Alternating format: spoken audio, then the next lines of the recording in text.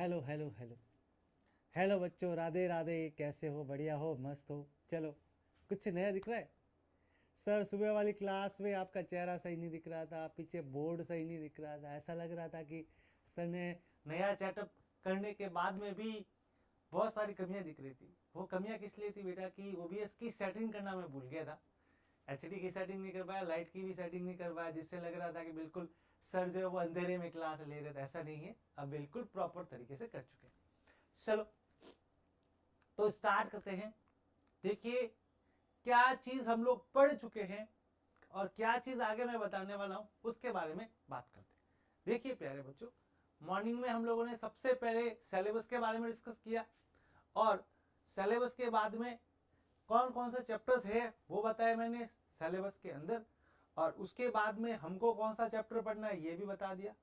हम जो पढ़ रहे हैं वो पहला वाला चैप्टर पढ़ रहे हैं, इलेक्ट्रिकल चार्ज और इलेक्ट्रिकल फील्ड के बारे में पढ़ रहे हैं।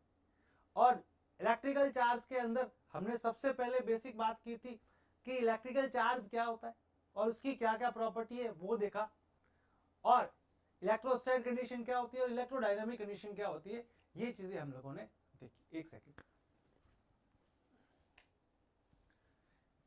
तो मैंने आप लोगों को बताया कि जब हमारा चार्ज रेस्ट में हो, अर्थात चार्ज रुका हुआ हो, वो कंडीशन जो होती है वो इलेक्ट्रोस्टेट अर्थात स्थिर वैद्युत की कंडीशन कहलाती है।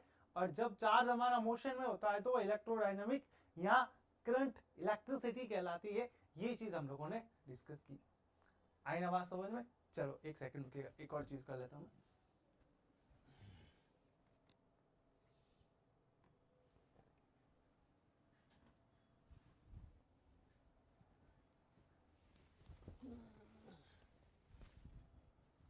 चलो,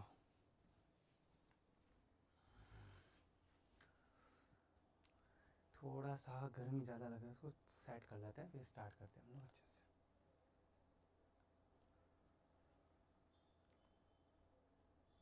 चलो, हो गया। चलो आ जाओ बच्चों। तो दो चीज़ों के बारे में हम लोग बात कर चुके थे और ये मैंने आपको कुछ चीज़ें बताई थी मॉर्निंग के अंदर। देखिए क्या क्या पढ़ा था, वापस बता देते हैं। सबसे पहले इलेक्ट्रिकल चार्ज के बारे में बताया था, ठीक है।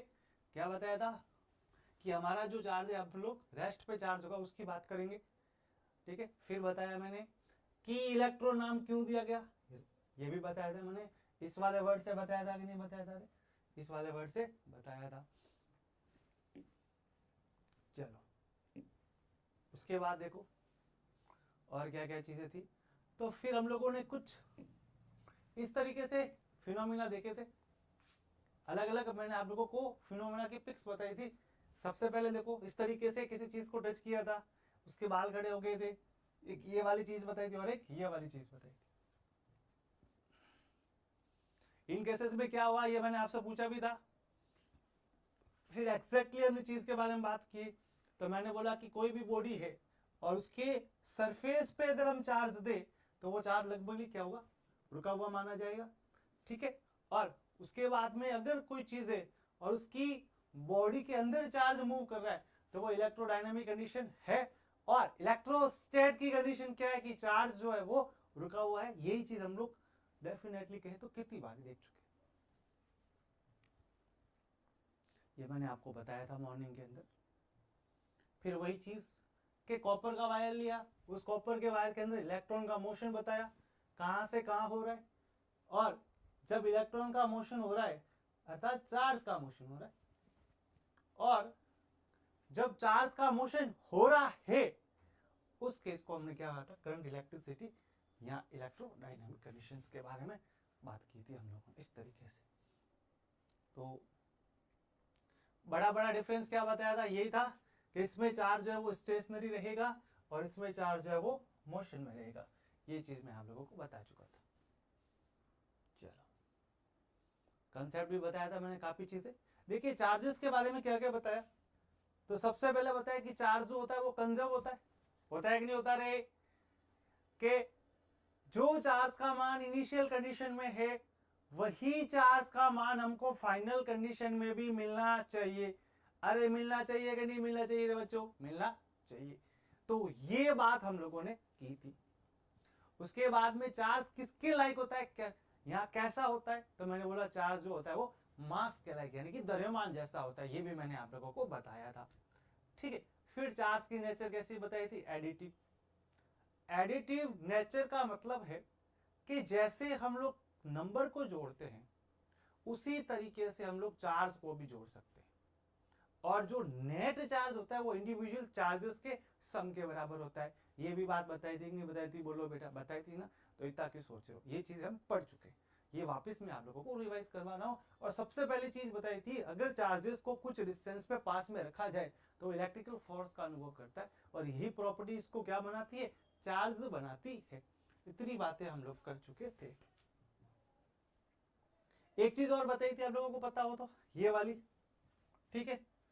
और चार्ज के टाइप्स दो बताए थे, पॉजिटिव चार्ज और नेगेटिव चार्ज। जब लाइक चार्जेस है तो रिपल्सन होगा, और अनलाइक चार्जेस है तो अट्रैक्शन होगा। आगे बात समझ में, कोई बुराई वाली बात नहीं है। अब देखो बच्चों, आगे पढ़ते हैं और आगे की कहानी को डिस्कस करना स्टार्ट करते हैं। ये सारा बता चुका हूं, पॉजिटिव नेगेटिव। ये भी बताया था कि प्रोटॉन जो होता है वो पॉजिटिव चार्ज माना जाता है, इलेक्ट्रॉन जो होता है वो नेगेटिव माना जाता है, और इसका जो मैग्नीट्यूड होता है, चाहे वो प्रोटॉन हो चाहे वो इलेक्ट्रॉन हो, उसका जो मैग्नीट्यूड लेते हैं वो लेते हैं 1.6 गुना 10⁻⁻19 गुलाम लेते हैं। कितना लेते हैं, 1.6 गुना 10⁻⁻19 गुलाम लेते हैं। चार्ज कैसी क्वांटिटी, स्केलर, इसमें कोई भी डायरेक्शन नहीं होती है, ये बात पढ़ चुके थे। चलो, ये भी मैंने आपको सारा बता दिया था, ठीक है। वही चीज़ें हैं, डायग्राम से भी बताया, फोर्सेस के बारे में बताया था कि ये इन्वर्सली प्रोपोर्शनल होता है, जो हम लोग है वो कूलाम के लॉज में ऑलरेडी पढ़ेंगे। ये भी बताया था इलेक्ट्रिक चार्ज जो होता है वो क्वांटाइज होता है, अर्थात क्वांटिकन को फॉलो करता है, Q बराबर एन, यानी कि जब चार्ज ट्रांसफर होता है ना तो इलेक्ट्रॉन की फॉर्म में ट्रांसफर होता है। मिनिमम चार्जेस कितना लेके जाता है, इलेक्ट्रॉन के बराबर, इसीलिए क्या कहते हैं, Q बराबर एन। एक चीज और देखो बेटा, हमने एक चीज पढ़ी थी, चार्ज इज कंजर्वेटिव।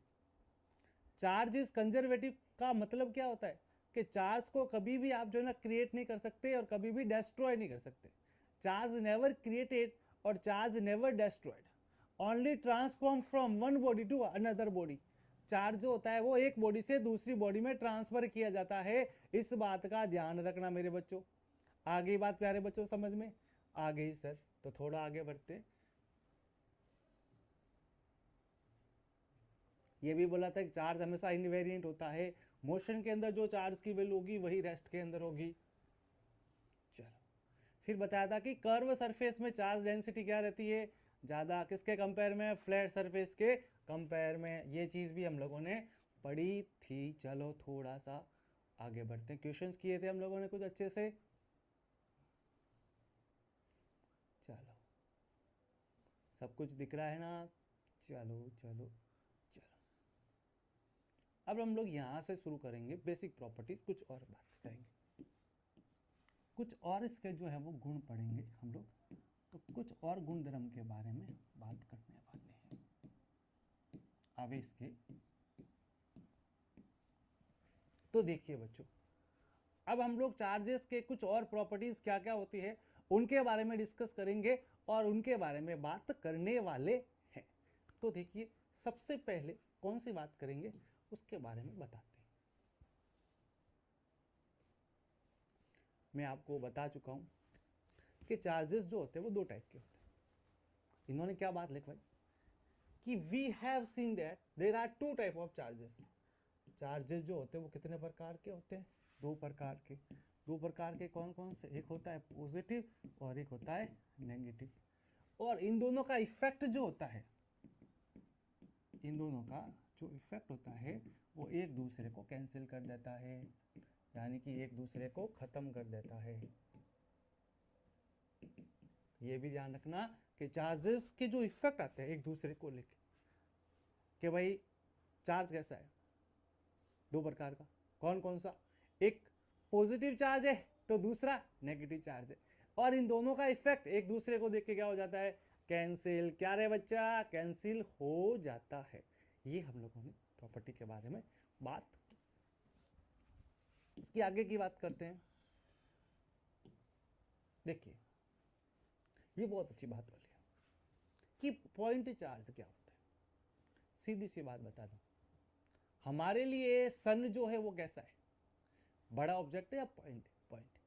कहने का मतलब है कि जब किसी भी बॉडी की डायमेंशन उसकी डिस्टेंस से क्या होनी चाहिए, कम होनी चाहिए, यानी उन दोनों के बॉडी के बीच की डिस्टेंस बहुत ज़्यादा हो कंपेयर टू द ऑब्जेक्ट, तो वो बॉडी क्या बन जाती है, तो वो बॉडी हमारे लिए पॉइंट चार्ज बन जाती है। क्या बन जाती है? Point charge. जैसे कि सन हमारे लिए पॉइंट है, क्यों? सन की तो डायमेंशन बहुत है। क्या कह रहा हूं? सन की डायमेंशन तो बहुत बड़ी है, लेकिन उसकी हमारे से डिस्टेंस बहुत ज़्यादा है। क्या है? बहुत ज़्यादा है। तो वो हमारे लिए क्या बन जाता है? वो हमारे लिए पॉइंट बन जाता है। आई बात समझ में कि नहीं? यही बात मैंने यहाँ पे लिखी है। If the sizes of the charge bodies, कि हमारे पास में जो आवेशित पिंड है, आवेशित बॉडी है,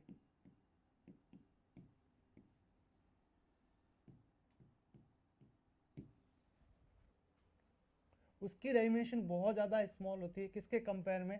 उनके दोनों के बीच की डिस्टेंस के। कैसे? मान लीजिए एक चार्ज यहाँ पे है और एक चार्जेस यहाँ पे, और ये वाली जो डिस्टेंस है डी, ये बहुत ज़्यादा होनी चाहिए चार्जेस के डायमेंशन से। चार्जेस के डायमेंशन मतलब उसकी जो माप आ रही है उसकी रेडियस से कंपेयर कर सकते हैं आप, यहाँ उसके डायमीटर से कंपेयर कर सकते हैं कि वो कितना इसकी डिस्टेंस से बड़ा है या छोटा है। तो वो बॉडी क्या बन जाएगी?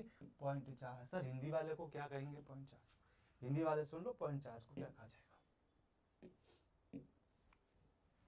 इसको कहा जाएगा बिंदु आवेश।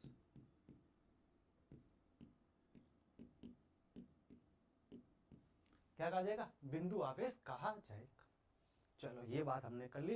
तो दो चीजों के बारे में पढ़ा कि एक दूसरे के इफेक्ट को चार्ज कैंसिल करते हैं, और दूसरी चीज पढ़ी कि जब दोनों चार्जेस के बीच की डिस्टेंस बहुत ज्यादा हो एज कंपेयर टू हिज या own dimension, then the bodies are behaviour as a point charge. तो वो बॉडी जो है वो पॉइंट चार्ज की तरह व्यवहार करती है या काम करती है। बोलो कोई दुख, तकलीफ, समस्या, एक बार देख लो।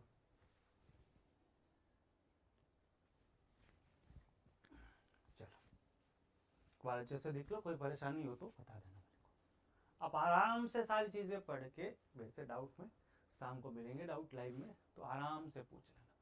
कोई तकलीफ की बात नहीं रहनी चाहिए आपकी लाइफ में, इस चीज का ध्यान रखिएगा बस। चलो सीधी सी बात है कि बॉडी का जो सारा चार्ज होता है वो एक पॉइंट पे माना, जैसे अपन मास को करते थे ना कि पूरी बॉडी का जो मास है एक पॉइंट पे सेंट्रलाइज कर देते हैं, उसी तरीके से पूरी बॉडी का जो चार्ज है, all the charges contain of the body, यानी कि बॉडी के अंदर जितने भी चार्ज है वो सारे के सारे कॉन्स्टेंट होते हैं, यानी कि एक ही सेंटर पे आके क्या हो जाते हैं? समाहित हो जाते हैं। ये ध्यान रखना, यहाँ पे लिखा हुआ है स्पेस के अंदर कि किसी भी स्पेस के अंदर एक बॉडी के अंदर बहुत सारे चार्ज है, तो वो बहुत सारे चार्जेस क्या करेंगे? एक पॉइंट पे। अरे कुछ नहीं है रे, यहाँ पे एक बॉडी है, इस बॉडी का सारा चार्ज एक सेंटर पे होगा, बस ये कहना चाहते हैं। तो क्या कह सकते हैं कि किसी भी पिंड के सभी आवेश एक केंद्र पे जो है वो लाइक करते हैं, केंद्र पे होते हैं।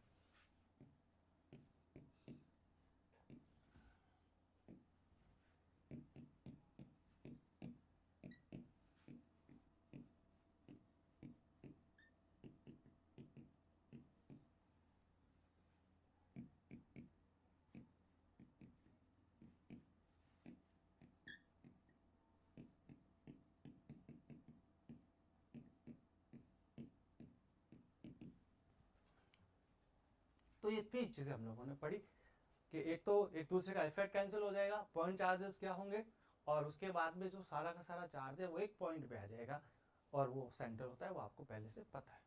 यहाँ पे को सेंटर लेगा, सबके सेंटर एक होंगे, इसने ये बोला है जो सारे के सारे चार्जेस है उसके बारे में बात कर रखी है। चलो हमने एक चीज पढ़ी थी, एडिविटी ऑफ चार्ज। क्या नाम है? एडिटिविटी ऑफ चार्ज, यानी कि आवेशों की योज्यता। क्या कहेंगे हिंदी के अंदर? आवेशों की योजित, आवेशों की योजित। जैसे मैंने बोला भी था कि चार्ज जो होता है वो बेसिकली एक स्केलर क्वांटिटी है। तो जैसे हम लोग नंबर को जोड़ते हैं ना, वैसे के वैसे हम लोग चार्ज को भी जोड़ सकते हैं। लेकिन तुम्हें पता है ना कि चार्ज जो है वो दो टाइप से आता है, एक बार पॉजिटिव चार्ज भी आता है और एक बार नेगेटिव भी आता है। तो जैसे आप नंबरों को जोड़ते हो यानी कि सम करते हो या ऐड करते हो या नंबर्स को सब्ट्रैक्ट करते हो, उसी तरीके से चार्ज को भी सम करना है और सब्ट्रैक्ट करना है विद साइन लेके आपको जोड़ना है। ये कहलाता है चार्जेस का एडिटिव नेचर्स कहलाता है। देखो क्या क्या चीजें इसमें है, मैं क्या क्या लिखी है वो बता देता हूँ। सेम की सेम चीज है, वही चीज समझाता हूँ। एक हमारे पास में सिस्टम है और वो सिस्टम जो है उस सिस्टम के अंदर दो पॉइंट चार्ज है, एक Q1 है और Q2 है। क्या बोला कि हमारे पास में एक सिस्टम था, उस सिस्टम के अंदर दो चार्ज थे, एक Q1 था और दूसरा कौन सा था बोलो? अरे आवाज नहीं आई रे। एक सिस्टम था, उस सिस्टम में दो चार्ज थे। पहला चार्ज बोलो बेटा, वेरी गुड, Q1। दूसरा चार्ज बोलो बेटा, Q2। बहुत बढ़िया। तो ये दो चार्जेस हमारे पास में है। तो बोला the total charge of the system is obtained simply by adding algebraic Q1 and Q2। यानी सिस्टम का जो टोटल चार्ज होगा वो कितना होगा? Q1 plus Q2। यही बोला that these charges are apply real numbers। मैंने आपको पहले ही बोला था कि जैसे हम लोग नंबर्स को जोड़ते हैं वैसे ही वैसे किसको जोड़े? चार्ज को जोड़े। They are scalars like the mass of a body. ये भी जो है वो मास की तरह स्केलर होते हैं। अरे कुछ नहीं है भाई, बॉडी है, उस बॉडी के अंदर दो चार्ज है, Q1 और Q2। तो Q नेट कितना होगा? Q1 plus Q2। जैसे किसी ने बोला हमारे पास में एक सिस्टम है इस तरीके से,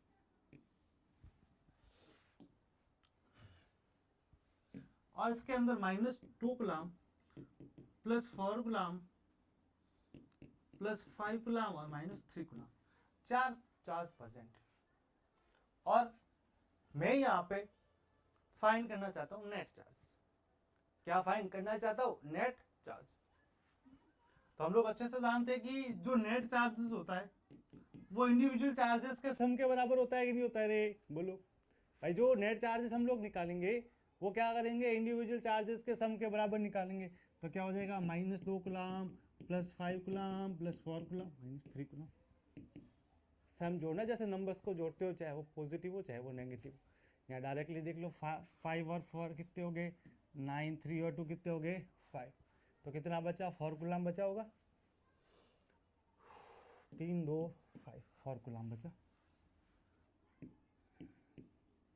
यही एडिटिव नेचर जो है वो चार्ज के बारे में बताती है और उसकी एक्सप्लेनेशंस करती है। अब देखो आगे बात करते हैं और थोड़ा सा सेशन को आगे बढ़ाते हैं। नेक्स्ट लाइन क्या बोली है? वही चीज बोली है, एक सिस्टम है और सिस्टम में हमारे पास में Q1 से लेकर Qn तक चार्ज है। क्या बोला बच्चों? हमारे पास में एक सिस्टम है, उस सिस्टम में Q1 Q2 से लेकर Qn चार्जेस है सिस्टम के अंदर। तो उसका जो नेट रहेगा, Q नेट रहेगा, वो किसके बराबर रहेगा बच्चों? Q1 plus Q2 plus Q3 then so on Qn के बराबर रहेगा। यानी कि जितने भी चार्ज इंडिविजुअली सिस्टम के अंदर प्रेजेंट होते हैं तो सिस्टम का जो नेट चार्जेस होता है वो सबके सम के बराबर होता है। ये चीज मैं आपको पहले बता चुका हूं और अभी भी ये चीज जो है आपको बताई जा रही है। नेक्स्ट देखिए बेटा, नेक्स्ट प्रॉपर्टी कौन सी है? सीधी सी बात, चार्जेस के पास कोई भी डायरेक्शन नहीं होती है, केवल मैग्नीट्यूड होता है। जैसे मास के अंदर कोई भी डायरेक्शन नहीं थी, उसी तरीके से चार्ज के पास में भी कोई भी डायरेक्शन नहीं होती है, केवल और केवल क्या होता है बच्चों? केवल और केवल मैग्नीट्यूड होता है। यही बात बोली है कि आवेश के पास परिमाण तो होता है। क्या बोला मेरे बच्चों, प्यारे बच्चों? बोलो, आवेश के पास परिमाण तो होता है लेकिन दिशा नहीं होती रे बच्चों। अरे क्या नहीं होती रे? दिशा। अरे वो दिशा नहीं बेटा, चलने वाली दिशा। ये देखो भाई साहब, देखो मुस्कुराने लगे दिशा का नाम लेते।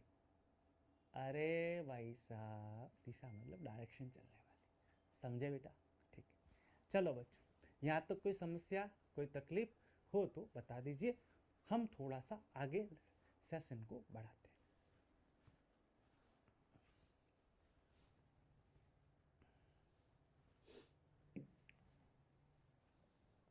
ओके, तो एक डिफरेंस जो है वो बचता है मास और चार्जेस के बीच में। वो कौन सा डिफरेंस है? चार्ज और मास के बीच में एक डिफरेंस है, और वो कॉमन डिफरेंस है। क्या होगा, एक चीज के बारे में हम लोग बात कर रहे हैं। तो देखिए, वो जो डिफरेंस रहने वाला है वो सिमिलर क्या रहेगा, आप लोगों को पता भी होगा कि चार्जेस जो होता है, चार्जेस जो होते हैं वो दो होते हैं, पॉजिटिव और नेगेटिव, ठीक है। लेकिन मास जो होता है ना, मास वो हमेशा पॉजिटिव ही रहता है, कि द्रव्यमान जो होता है वो हमेशा धनावेश के रूप में रहता है। ये चीज आप लोगों ने ग्रेविटेशन चैप्टर में भी पढ़ी होगी कि द्रव्यमान आता है तो हमेशा पॉजिटिव चार्ज लेके आता है, अर्थात वो पॉजिटिव होता है। लेकिन जब हमारा चार्ज आएगा, तो अभी हम पढ़े हैं कि चार्ज जो है वो दो प्रकार से आता है, एक आता है धनावेश, तो दूसरा आता है ऋणावेश। ये बात तरीके से समझ में। तो कहने का मतलब क्या है, जब हमारे पास में किसी बॉडी का मास दे रखा है मतलब वो पॉजिटिवली चार्ज है, और जब हमारे पास ऑलरेडी कोई बॉडी है उसके अंदर चार्ज है, तो वो चार्ज दो तरीके से रहेगा, या तो वो पॉजिटिव होगा या वो नेगेटिव होगा, दोनों एक साथ नहीं होंगे, ध्यान रखना।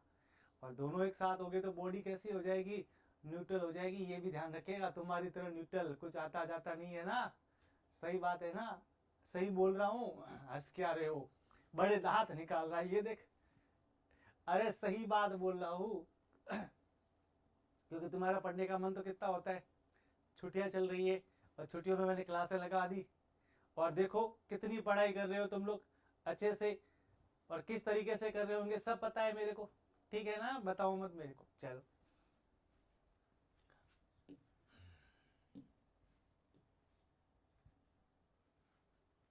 ये चीज मैं आपको बता ही चुका हूं कि किसी भी सिस्टम के चार्जेस को जब हम ऐड करते हैं एडिटिव नेचर में, तो मैंने क्या बोला था, सिस्टम के चार्ज को कैसे यूज करना है, प्रॉपर साइन से।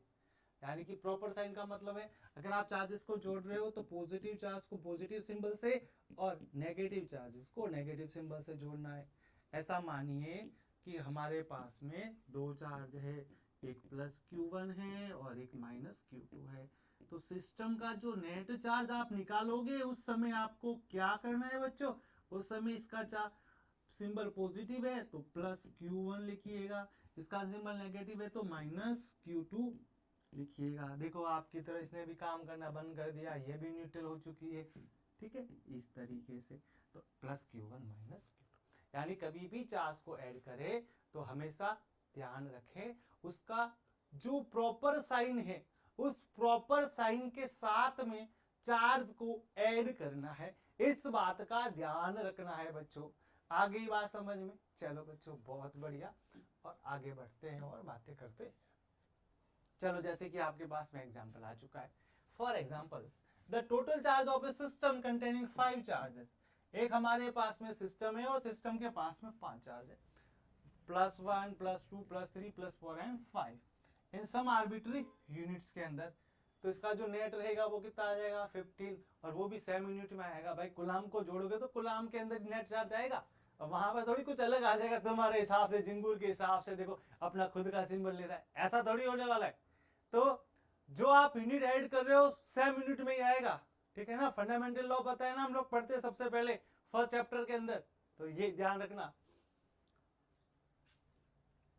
चलो आगे बात करना स्टार्ट करते हैं। क्वांटाइजेशन ऑफ चार्ज मैं पहले ही बता चुका हूं, क्वांटाइजेशन ऑफ चार्ज का मतलब होता है Q बराबर एनी, यानी चार्ज जो होता है हमेशा मिनिमम वैल्यू लेके जाता है, और वो चार्ज कौन सी फॉर्म में चलता है और कौन सी फॉर्म में लेके जाता है, इलेक्ट्रॉन की फॉर्म में, बताया था ना, इलेक्ट्रॉन की फॉर्म में जाता है। यही जो है वो आवेश का क्वांटीकरण कहलाता है।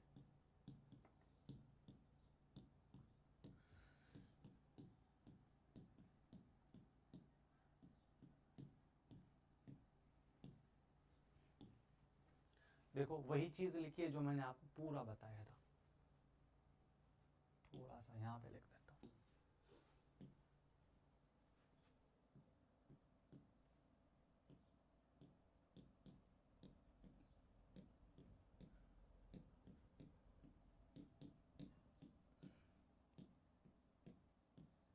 देखो क्या बात लिखी है मैंने, ध्यान से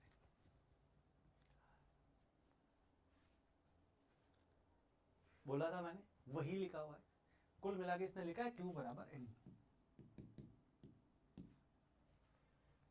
यानी कि जब आप एक स्थान से चार्ज को दूसरे स्थान तक ट्रैवल करोगे तो जिस फॉर्म में जाता है वो इलेक्ट्रॉन की फॉर्म में जाता है। ये मिनिमम जो है वो चार्ज होता है, जिसकी वैल्यू भी आप लोगों को अच्छे से पता है।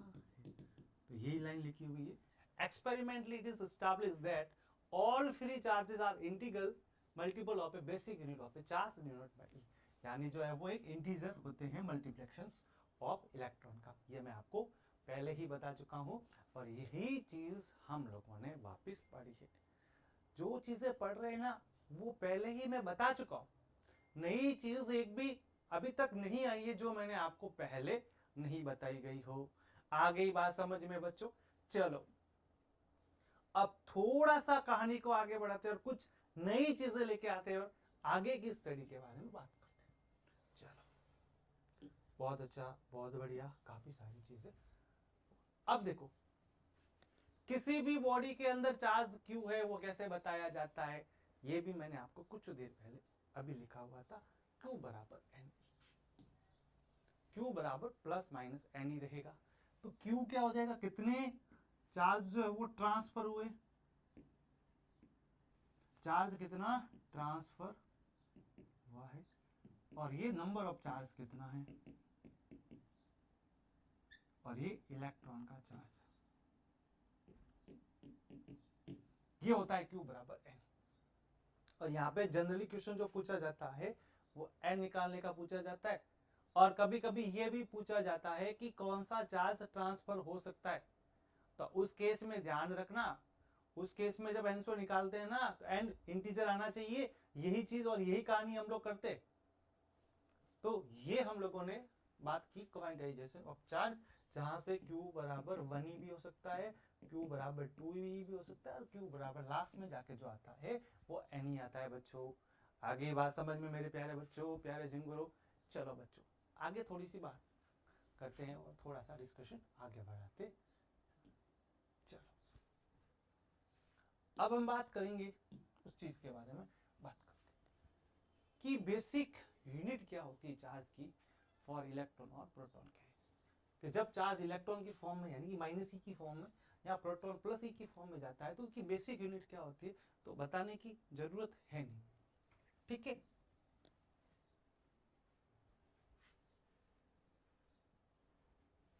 ये भी आपको पता ही है कि इलेक्ट्रॉन पे जो चार्ज आता है वो कैसा लिया जाता है, नेगेटिव लिया जाता है। वो मैं आपको पहले ही बता चुका। तो ये वाला लाइन क्या करिए, this basic unit of charge is the charge that an electron और प्रोटॉन कैरीज।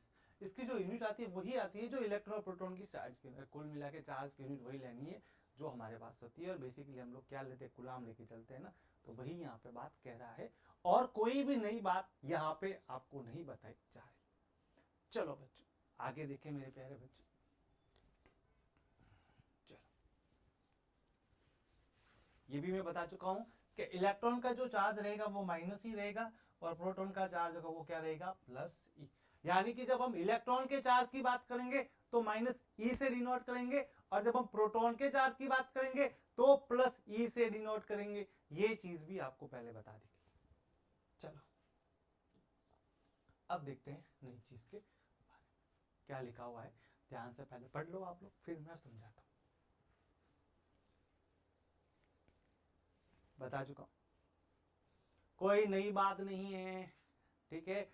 मिनिमम चार्ज का मल्टीपल होना चाहिए, वही चीज बोला गया है। और ये क्या कहलाता है, आवेश का क्वांटीकरण कहलाता है। The fact that the electron charge is always integral multiple. बोला है कि नहीं बोला है रे? हिंदी वालों क्या लिखोगे रे? इंटीग्रल मल्टीपल का मतलब होता है पूर्णांक का गुणन, किसका, इलेक्ट्रॉन का। समझ गए? ठीक है। यहाँ ऐसा भी कह सकते हो कि जो चार्ज ट्रांसफर होते हैं वो हमारे पास में जो है एक मूलभूत आवेश के रूप में होते हैं। और वो मिनिमम मूलभूत आवेश कितना होता है तो वो मिनिमम मूलभूत जो चार्ज होता है वो हमारे पास में होता है E, अर्थात माइनस ई भी ले सकते हो और हम लोग प्लस ई भी ले सकते हैं। चलो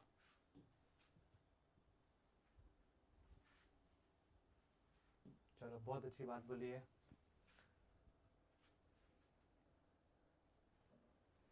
कि बहुत सारी कंडीशन आती है जिसमें जो हमारे पास में जो क्वांटाइज होती है, जो हमारे पास में जितनी भी सिमिलर राशियां होती है वो सारी की सारी क्या होती है, क्वांटाइज होती है। ठीक है, तो ये सारे के सारे भौतिक फिजिकल क्वांटिटीज के बारे में बोला गया है कि जितनी भी फिजिकल क्वांटिटीज होती है वो क्वांटाइज हो जाती है लार्ज नंबर सिचुएशन। यानी काफी सारी सिचुएशन आती है, उस सिचुएशन के अंदर हमारे पास में जितनी भी फिजिकल क्वांटिटी है वो सारी की सारी क्या हो जाती है, क्वांटाइज्ड हो जाती है, अर्थात इसी तरीके से फॉलो करती है। ये बात हम लोग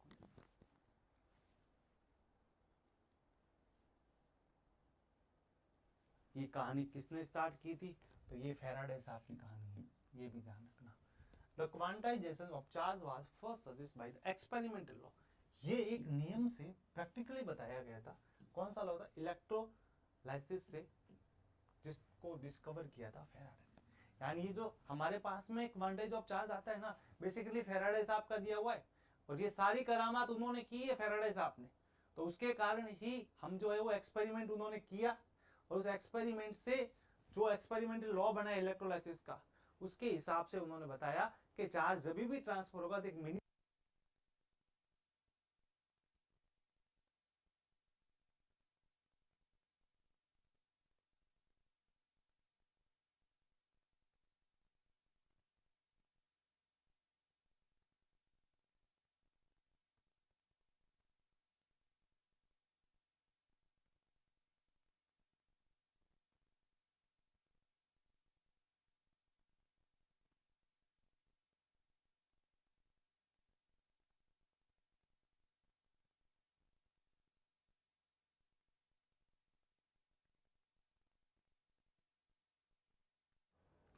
चलो hello hello hello hello hello hello hello hello hello, चलो आवाज आ रही है ना। देखो कितना ध्यान रखना पड़ता है। तुम लोग क्या सोचते हो कि ऑनलाइन क्लास लेना बहुत आसान है?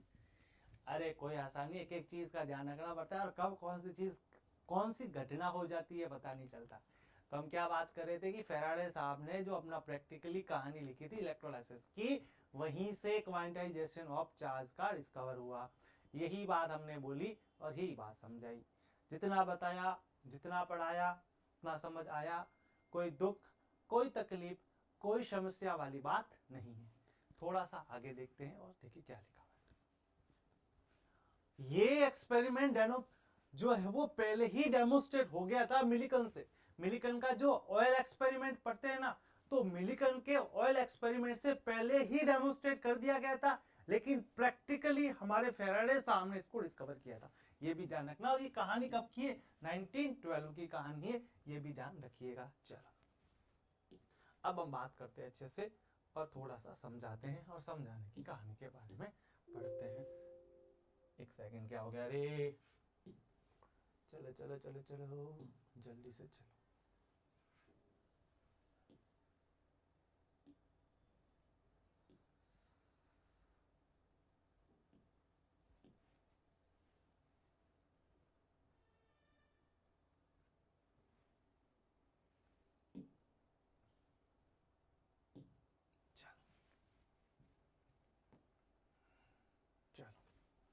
पढ़ो क्या लिखा है।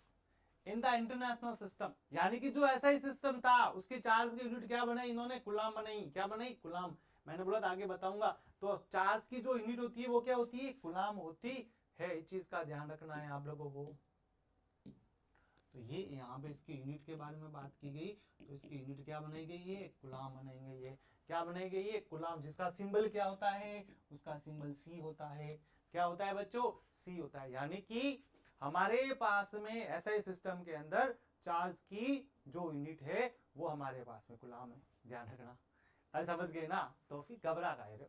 चलो अब डिस्चार्ज नहीं होंगे बैटरी, ठीक है। वो यही सोच रहा है बैठा बैठा कि कब सर की बैटरी है जो वो सर के जो माइक लगा रखा है उसकी बैटरी डिस्चार्ज हो जाए। बेटा अब नहीं होगी तो पढ़ाई पे ध्यान दे ले बेटा, ठीक है। थोड़ा सा घूम घुमा के आ गया हो तो इधर आ जाए बेटा, बड़ा ना शैतान कहीं का है, पढ़ाई में तो मन की बातें होती नहीं तुम लोगों से। चलो क्या है, लिखिए एक coulomb is defined as the unit in terms of electrical current के बारे में बात करेंगे। चलो देखिए थोड़ी सी एरर और आ गई है, उसको भी ठीक करना पड़ेगा, एक सेकंड के लिए रुकिएगा।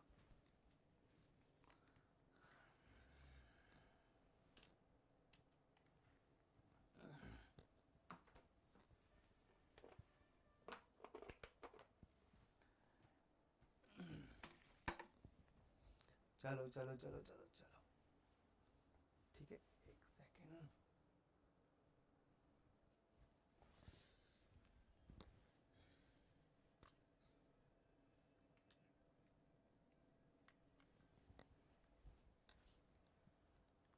हो गया, देखा कितनी समस्याएं और दुख और तकलीफ आती क्लास लेने में। तुम क्या सोचते हो बैठे बैठे ऑनलाइन क्लास ले ली, अरे एक एक चीज की एरर हो जाती है और पूरा प्रॉपर ध्यान रखना पड़ता, अकेला बंदा ध्यान रखता है, ये चीज भी ध्यान रखा करो। अब तुम्हारी तरह है ना 100 जगह ध्यान नहीं रखते, समझे।